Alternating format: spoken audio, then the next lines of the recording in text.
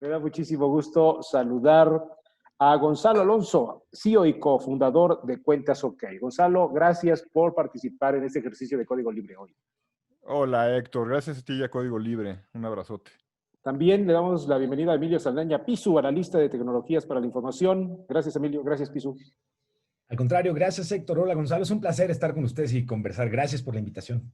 El motivo por el cual nos hemos convocado, señores, como expertos, de verdad me da muchísimo gusto estar compartiendo estos minutos con ustedes, es que el presidente Andrés Manuel López Obrador planteó en los últimos días crear una red social nacional para evitar que haya censura contra los ciudadanos. Y esto derivado a lo que ocurrió en los Estados Unidos, en donde las plataformas de redes sociales, pues bajaron las cuentas del presidente Donald Trump por las circunstancias que ya todos sabemos. Entonces, derivado de esto, vi cómo arrancó la furia de Gonzalo Alonso y de Emilio Saldaña también en su momento para plantearnos esto. Entonces, la pregunta para iniciar, señores, es muy sencilla. ¿Se puede o no se puede? Gonzalo, comienzo contigo.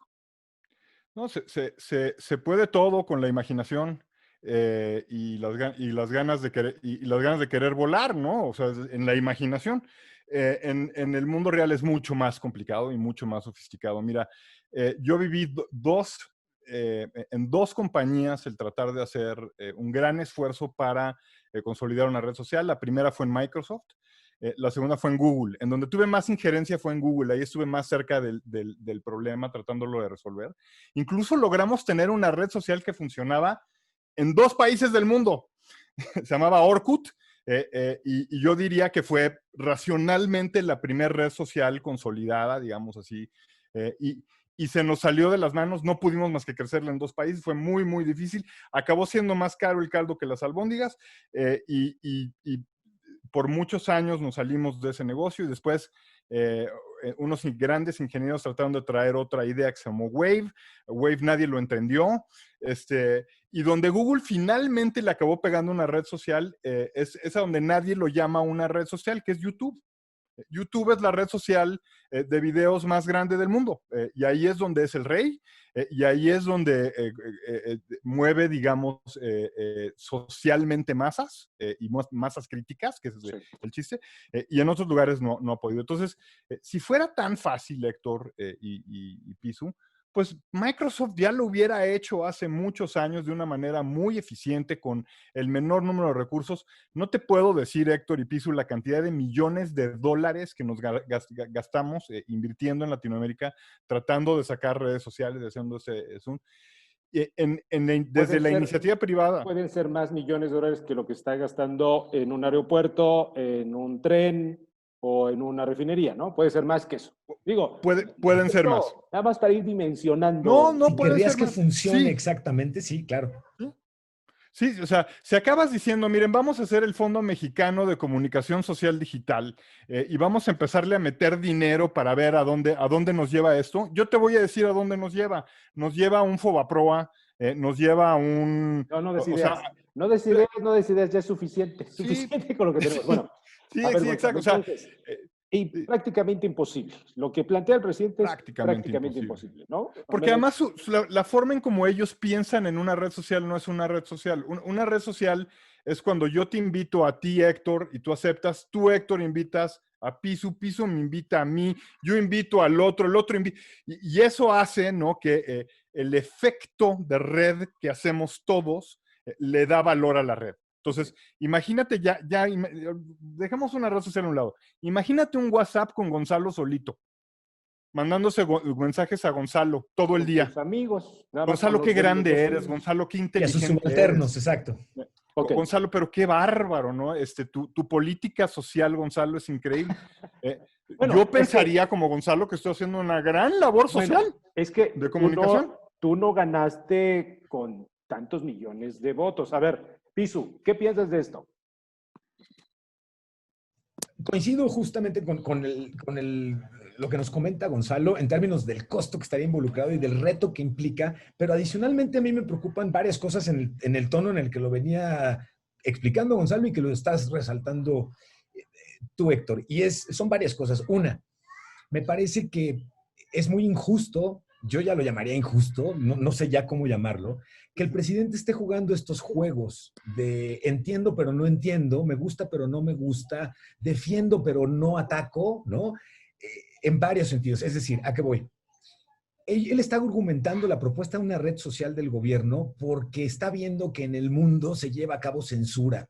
Acaba de ver, obviamente, las barbas del vecino Trump ser cortadas de tajo, no solamente por una, por prácticamente todo el entorno digital. Pero aquí hay una cosa interesantísima.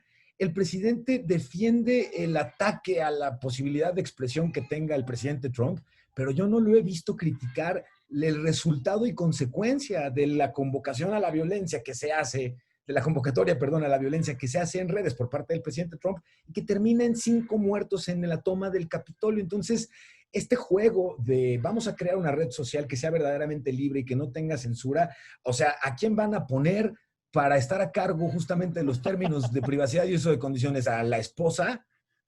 ¡Ay, auxilio! ¿No? Es decir, no solo no veo en términos de infraestructura, Correcto. en este gobierno en particular, capacidad para ya sea implementarlo. A Manuel Barlet Díaz, ¿les parece? ¿Les gusta? Que pase Claro, el claro. ¿no? Y esta es la otra, es que qué maravilla. Y esta es la otra. En esta ignorancia que tiene el presidente de cómo funcionan las cosas en lo digital, pero la injusticia que siente de lo que él dice y le sea criticado o a su esposa o a su vecino del norte, ellos no consideran, y además jamás han querido revisarlo, pero ellos no consideran que en el caso de Twitter, por ejemplo, para que el esfuerzo de la libertad de expresión se preserve, han tenido que construir no una, no dos, varias políticas de tratamiento de los contenidos que van desde qué pasa cuando haces loas a la violencia, qué pasa cuando quien habla es un líder mundial, qué pasa cuando quien habla lo que está diciendo, aunque es relevante, no es necesariamente falso, pero sí está tendenciosamente interpretado. Y para todo ello tienen políticas que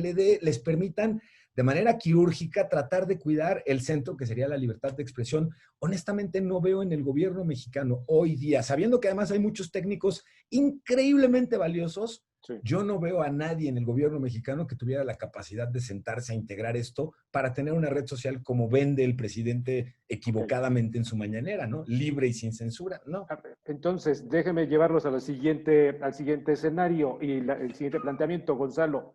¿Por qué es importante que exista Twitter y Facebook tal como lo tenemos? Porque estas instituciones tienen, como bien lo acaba de decir ¿instituciones o empresas? Son empresas que representan una institución, ¿no? En este caso, la institución de Twitter hacia todos, ¿no? Y sí es un negocio, no nos hagamos locos. O sea, ninguno de estos es una madre de la caridad, ni tampoco te propusieron ser una madre de la caridad. Desde que tú firmaste el acuerdo para poder usar su plataforma, te dejaron muy claro cómo lo iban a hacer y por qué lo van a hacer. De hecho, hay un error fundamental aquí, Héctor. Los 80 millones de usuarios de Trump no eran de Trump, son de Twitter. Esos usuarios no se han ido a ninguna parte. Esos siguen en Twitter. Lo que pasa es que ya no siguen a Trump. Y hay que entender eso muy fino, ¿no? Entonces, a ver, ¿qué es lo que debió de haber hecho Trump si quisiera haber amasado esos 80 millones de él? Jugar con las mismas reglas de neutralidad de red y con las mismas herramientas que tenemos todos, poner un blog, hacer un podcast y ponerlo en su blog, y treparse a esta plataforma universal, abierta, incensurable, a este tubo vacío arquitectónico digital que hicimos hace 70, 75 años, ¿no? Pero no, las redes sociales están montadas adentro de ese tubo y tienen sus propias reglas, que sí, muchas de ellas obedecen a principios económicos, no sociales, no nos hagamos tampoco locos. Sí. Y en este caso, se están curando en vida. No van a esperarse al desastre de la caída de Trump, ¿no? Para aplicar esas reglas. Ahora, es decir, el presidente, déjame interrumpirte, digo solo, entonces el presidente entonces está observó pues lo que ocurrió con Trump, y entonces dice, no vaya a ser, no vaya a ser. A eso iba. O sea, y entonces, lo increíble es que si te metes al tweet del presidente, él no ha infringido nunca las leyes de Twitter. Él no tendría por qué tener miedo de que algún día le bajen la cuenta. Lo que está previendo, por ejemplo, es que sus bots sus seguidores, las personas que actúan como los agentes más concretos de comunicación de la 4T, puntualmente, ¿no? Sean censurados. Y eso sí tendría un efecto para él puntualmente en México muy negativo. Entonces, son como dos preocupaciones diferentes. Okay. Trump está muy preocupado por su cuenta que nunca más va a volver a aparecer. Y aquí estamos preocupados porque a todos mis agentes, ¿no? En el ecosistema me los callen y entonces me quedo solito con un tuit insípido que nada más enseña A ver. Muy bien, Piso. Déjenme, ahorita que lo estabas comentando, Gonzalo, me recordaste algo que no sé a ustedes, me parece que sí, pero que mi mamá me decía o me dice mucho cuando me enterco en algo. Me decía, o sea que el mundo está mal y tú estás bien, mijo, ¿no? Claro. Todos dicen algo, tú dices lo contrario y tú eres el que está correcto. ¿A qué voy? A que el presidente López Obrador hace referencia a censura cuando y quizá podríamos estudiar si de eso se tratara, si es una sola red social, pero cuando hablas de Twitter, Facebook, YouTube, la plataforma de cobros digitales que le atendía, todas las plataformas hoy que apoyaban digitalmente o que tenían servicios con el presidente Trump han cancelado sus cuentas, pero no por censura. Todas han dicho violó mis términos y condiciones porque está llamando a la violencia y ya vimos que costó 5 muertos la semana pasada. Y al respecto de lo que muy bien dice Gonzalo, algo que me gustaría que pudiéramos como reflexionar en este momento y tratar de salirnos de la burbuja de comunicación que ahí sí magistralmente ha sabido construir el presidente, es lo siguiente. Está hablando de censura y está hablando de control de comunicación de los privados hacia el gobierno desde su casa, con su oficina de prensa, con cámaras transmitiendo en vivo, no solamente en redes, sino pudiéndolo hacer también por otro tipo de plataformas. Es decir, ¿de verdad se atreve a hablar de censura cuando Erin Brockovich, la verdadera Erin Brockovich, publicó un tuit en el que justamente dice respecto al presidente Trump, y yo lo rescato aplicándolo al presidente López Obrador, el presidente no ha sido silenciado, cuenta con una oficina de prensa en su casa, es más que bienvenido a tomar el podio, hablar e incluso responder a algunas preguntas. No es una víctima. Bien. Yo lo veo exactamente igual en este caso. Igualito. Correcto. Tenemos que ir cerrando. Señores, Gonzalo, Emilio. Algo más quisiera decir, Héctor. Antes de preocuparse de eso, yo quisiera que el presidente se preocupara de dos cosas. Primero, de conectar alrededor de los 10 millones de mexicanos que no tenemos conectados en absoluto. O sea, no tienen forma de cómo accesar estos recursos que hoy ya son considerados pues un derecho humano, ¿no? Esa es la primera. Y la segunda es la Secretaría del Internet ahorita que iban a construir, claro, ¿no? Y arriba de eso, ¿no? Tenemos arriba de 25 millones de mexicanos en el cinturón de pobreza que necesitan soluciones muy puntuales, desde el Banco del Bienestar hasta, me puedo ir a la Secretaría de Economía y regresarme, y quisiera ver esos asuntos atendidos antes de una red social nacional por una paranoia presidencial inentendible. Bien. Quiero cerrar con lo siguiente, si están de acuerdo, señores, que nos digan, después de la experiencia de lo que ocurrió en Estados Unidos con la cuenta nada más y nada menos que del presidente Donald Trump, ¿qué ven ustedes que pudiera ocurrir en cambios en positivo para las políticas, para una red social tan fuerte que es Twitter, que es Facebook, y que tuvieron esta decisión de quitarle y de bajarle, de desaparecerle, mejor dicho, con todo y que fuera el personaje? ¿Qué significa para el futuro y cómo lo ven hacia adelante como muestra al interior en el trabajo mismo de estas redes sociales y hacia afuera? Adelante, Emilio. Antes que otra cosa, gracias por la invitación y por permitirnos conversar y externar nuestros puntos de vista al respecto de esto. Yo diría que cuando hablamos de la magia que implica el estoy en línea, luego existo, nos referimos en muchos sentidos a la acción democratizadora que ha tenido la red e Internet, la misma nivel de oportunidades y el mismo tipo de piso para que todos podamos participar. Yo desearía que el mensaje que recogieran los líderes mundiales, incluido nuestro presidente, es que en el caso de lo digital, ni siquiera un presidente, ni el hombre más poderoso del mundo está por encima de la paridad que implica justamente la explotación y ejercicio de nuestros derechos digitales. El que seas un líder mundial no te va a permitir controlar, manejar y direccionar tu propia comunicación a costa del beneficio de la seguridad incluso y la integridad física del resto de los ciudadanos. Entonces yo deseo que vean en Trump las barbas que tendrían que tener cuidado que no les vayan a venir a rasurar definitivamente, que se contengan. Gracias, Pisu. Gonzalo, para cerrar. Y dos cosas, ¿no? La primera es recordar, o sea, tampoco las redes sociales son unos santos, como lo dije, ninguna más de la caridad. Están llenas de imperfecciones y hay que resolver muchos problemas.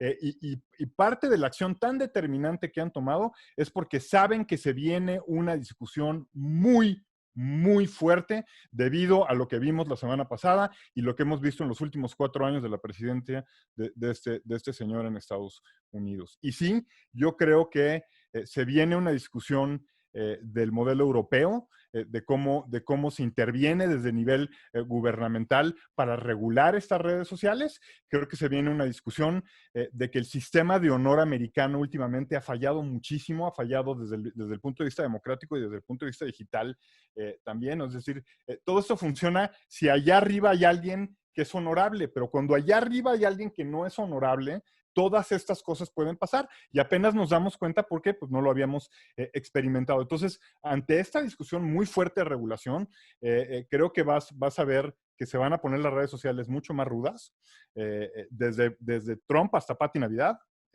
por todas partes, y creo que eso es algo muy bueno, porque ya llegó el momento de tener una discusión muy amplia de lo que queremos en el futuro para estas redes sociales en nuestra sociedad. Lo que ellos definan que quieren como modelo de negocio está en sus manos, pero lo que nosotros queremos como sociedad está en las nuestras. Y esa es la discusión que hay que tener. Perfecto. Gracias, muchas gracias, Emilio Saldaña Pisu. Gracias, Pisu, por estar con nosotros. Es un honor. ¿Eh?